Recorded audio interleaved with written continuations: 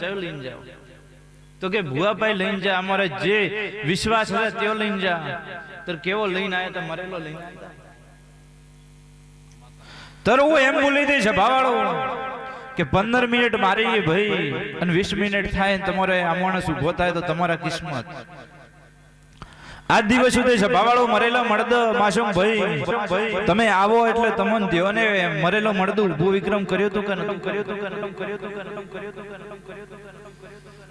બાકી સભાવાળો